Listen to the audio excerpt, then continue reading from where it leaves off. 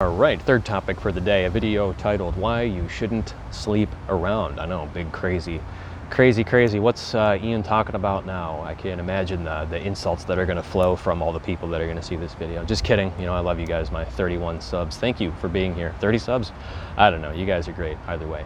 But yeah, so I've given this a lot of thought, and the number one thing that I want to point out is that whether or not you choose to sleep around or not, I mean, they're both, they don't have a moral bearing. So as long as whatever, I don't know what the fuck you're talking about over there. As long as whatever kind of activity you're engaging in is consensual on both sides, that's the only thing that matters. So if you want to go out and bang 100 dudes or 100 guys or 100 gals or whatever, then I mean, as long as everybody consents, you didn't do anything morally wrong. Though in the same vein that there's nothing wrong with eating more food than you should, you know, there certainly are consequences to that activity. So in the case of eating food, you know, if you want to eat to the point where you're 100 or 200 pounds overweight, I don't think there's any way to argue that that in itself is unethical, but there are consequences, you know, that I don't need to really go into. So insofar as negative consequences from promiscuity is concerned, I think it is definitely more the case with women that there are, you know, some drawbacks to that kind of activity, which makes sense from a biological standpoint. You know, if you just look at the radical difference in potential cost to men or women from intercourse, you know, with dudes it's nothing. You know, you have a quick lay and you're off, you know, gone with the wind. The woman, on the other hand, if she gets knocked up, I mean, for most of human history, up until the 70s or 80s, whenever birth control came out, it could be a potential death sentence to the point where you know, who's gonna take care of you? You know, you're gonna be disabled for months on end, and you're gonna have a kid you gotta take care of. So it's a really big deal when, you know, a woman gets pregnant by a man that's not gonna stay with her. And I think that the innate kind of aversion to promiscuity that women have before they're socialized by, you know, this multi-trillion-dollar feminist propaganda machine makes a lot of sense, because the costs and benefits and the risks and reward to sex for men versus women is totally different. So again, there's no moral bearing to it, and I think it only really matters for men or women if you're interested in having a family, because one of the foundational things that you want to do if you have a family is stay together, mainly for the sake of the children. Like, you might not like your spouse that much, but it's, you know, I'm a firm believer in the idea that marriage was invented as an institution to protect the proper rearing of children. You know, the data supports that a nuclear family is one of the best arrangements you can have for a child. And I think prior to the early 20th century, the whole look upon marriage was that, you know, there wasn't a lot of romance involved, there wasn't a lot of liking the person involved. As long as you shared the common goal of having a child, then that was really all that mattered. And if you happened to like each other, all the better. So it was, I think, late or 1910s, 1920s, where this whole idea of romance started to enter the fore as insofar as you know, being a part of marriage. And I really think that's why, 1 in 2 marriages in the United States go under or end in divorce, because people don't approach the whole arrangement with an objective eye. You know, and this is tying it back to why you shouldn't sleep around, you know, they have sex with a person before they should. That causes the release of all these chemicals that last just long enough to cause a child to be born. And then they find out that they don't really like each other, but because they had sex early on, now, you know, they're kind of duped into liking each other more than they otherwise would. That falls apart. Who gets hurt the most is the children. You know, to that end, I should add for my dudes out there that if your girlfriend is on any kind of hormonal birth control, that you definitely want to stop that for at least 6 months before you get married. It's actually, there's not a ton of data on this, but as is the case with men, hormone levels will change who you are, or influence rather who you're attracted to. So what we've been seeing a lot of is where, you know, the woman will be on, let's say, the pill, she gets married to a guy, and then 6 to 12 months later they get a divorce because she's no longer attracted to him, because the neurochemicals, so to speak, that help dictate who she's going to be attracted to were changed when they got together, such that, you know, she thought that a guy that she actually didn't like, she did like. So there's that issue too. But that's, you know, I mean, obviously we're not touching on a one-night stand before we're getting into the point in a relationship where folks are even thinking about whether or not they're going to get married. But in the case of the one night stand, I mean, you've got risks to your safety, especially if you met the guy within the last 24 hours.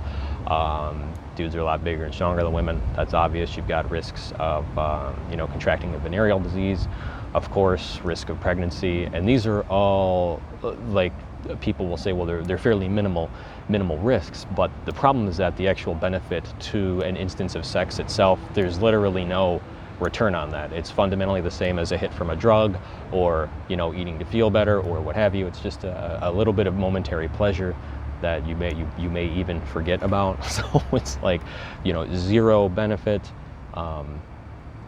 whereas there are quantifiable risks associated with the activity. So it's not very wise from that standpoint. In the case of females, each man that you sleep with, again, this is also borne out in the data, and not very many, by the way, men have to be slept with in order for this to happen. But what happens is, and again, this kind of makes sense from a biological standpoint, but the more individuals that a woman just kind of sleeps with, the more likely she is to have a marriage end in divorce. The reason for why that isn't entirely clear. I think it has to do with pair bonding and that sort of thing, because I've heard guys talk about it before where they're like, oh yeah, I banged like 50 chicks and now I just can't get attached to one. So the same thing does happen to men, but it's different than women. And I understand that sex alone shouldn't be the only glue that holds a relationship together, but the thing with marriages is that they're complex and challenging things to maintain. In that sense, they're their own sort of system, right? And with the maintenance of any complex system, it is often the devil in the details that gets you. So if there's anything you can do to help increase the likelihood that that system is going to continue to function, you want to do that. So again, if there's zero benefit to sleeping with strangers and demonstrable risks, it makes no sense to engage in that simply from a rational standpoint. And on top of the venereal disease, the safety risk, the pregnancy risk, well, now it's like you sleep around too much and you're going to have difficulty pair bonding with whatever dude you decide to sleep with. In the same case marry, which is the same thing with men, only to a greater extent. So if a woman's got to sleep with 10 guys before her ability to pair bond is significantly impacted, a guy might have to sleep with 40 or 50. I'm just kind of pulling numbers out of my ass there. But insofar as the study is concerned, that I'm referencing, it was done by the Heritage Foundation, and the way it works, again, off the top of my head, was like if your wife, or if you are your wife's first sexual partner, I think it's like some high 80% chance the marriage will last past the 8-year mark. If you're the second one, it goes down to 73. If you're the third one, it goes down to 63, and anything over 4, it then goes to 50-50. So how interesting is it that in the West or other industrialized countries, the divorce rate tends to hover, around 50%, and the average sexual partner count, I think, is like 7 or 8 for women. So again, it's not that high, but you don't need to do that, very many times to start seeing a negative impact from it. And it's also like, man, forget the whole, just the statistical correlation between sexual partner count and pair bonding. It's like, man, I've seen so many people, men and women, especially when they're younger, late teens, early 20s, mid 20s, I guess in some cases, but it's like, you get with somebody and you start, sleeping with them, you're together for a few months, maybe a year, 2 years, 3 years, what have you, and you break up, and it's like, for man or woman, it can just like really, really like destroy any interest in romance. It can really make, it's almost like it hardens or sours the heart, I guess, if that makes sense. So, sex is a big people's game that makes real people. And I think to use it as a plaything is risky for a lot of ways that literally provide no benefit. Now, if you're some sort of person that's like, well, I guess if I suck this guy's dick, then I'll get the promotion. I mean, I guess, again, there's nothing wrong with doing that. And in that situation, at least there's the socioeconomic benefit.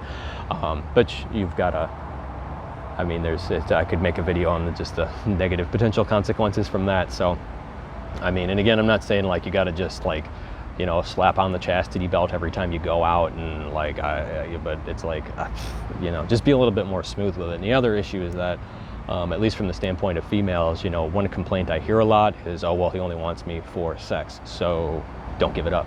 that's a big bargaining chip you have. Again, as much as we'd all like to think that, it's all romance and fun and games, it's a negotiation and almost like a business transaction at the end of the day. And if you don't, utilize your leverage properly, like you sleep with a guy after 2 or 3 dates or whatever. I mean, God, what was that? 3 hours and like $100 in dinner? I mean, geez, and then gone with the wind goes he, so it's like, I kind of almost think of it like if I knew a person who had like a pile of gold and they were, just kind of sitting there giving away their gold to everybody without recognizing the value of what they had, that, kind of what does that say about the person? Because you see the same thing with dudes. It's like, well, you're a master carpenter, let's say, and instead of charging $300 per hour, I guess, you charge $100 just to be nice or whatever. It's like you're not really being nice because they're not, I mean, are you really helping that person out?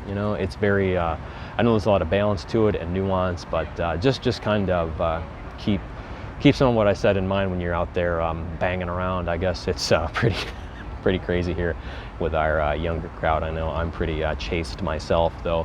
When you're a dude, that's a lot easier to do than if you're a woman, just because I know, especially in the last 5 years, man, it's like you don't even have to have a dating profile to have your inbox, again, from a woman's standpoint, most women, just filled with, I mean, it's almost like, I can't even think of a good analogy for it, but you're constantly, I mean, digitally, in person. Maybe if you're fat or ugly, maybe it's not the case, but I hear thirst is so high out there that it's still pretty bad. But it's like, man, I wonder how many chaste dudes would be as chaste if, every year they had 100 different women try to get with them. And if you're on these dating apps, it's even worse. Like I've heard, you'll start up an account on one of these sites, and if you're a girl and like a 5 out of 10, I mean, it is just, dozens, hundreds of direct messages of all sorts from many men, most of which are garbage, of course, but it's like, what's that do to the ego? I can't imagine what I would think about the world or myself if I started up a dating profile and then like dozens or hundreds of attractive women were just like, oh, can I take you out? You want to go out with me? I mean, that would be, they say beauty's a curse for many, many reasons, more than just that, but it comes down to taking monogamy more seriously. So again, I understand that largely applies to people that want to have a family. If you don't, then I guess do whatever the fuck you want. You're no better or worse as a person for it. As long as everything's totally consensual, it doesn't really matter what you're doing from an ethical standpoint. Just back to the example with eating too much, but there could be, or there will be, demonstrably negative consequences to doing that. So, I guess, well, I made a video about why not to get married, right? Well, I think I said in that video towards the end, like, I don't have an issue with sticking together for the rest of your life with somebody, so it's easier to say marriage when you're referring to that, but the actual institution of marriage for men, at least, is a giant ripoff. So just keep that in mind. Monogamy is good. Being with one person for your whole life, ideally, is also good, but you got to remember that there's a lot of stuff that you're doing before you even meet the person that's going to impact whether or not that sort of arrangement that you want to have with them is going to last in the, for decades and decades. So I guess comment, shoot me a message if you have any questions, and hope you like the backdrop.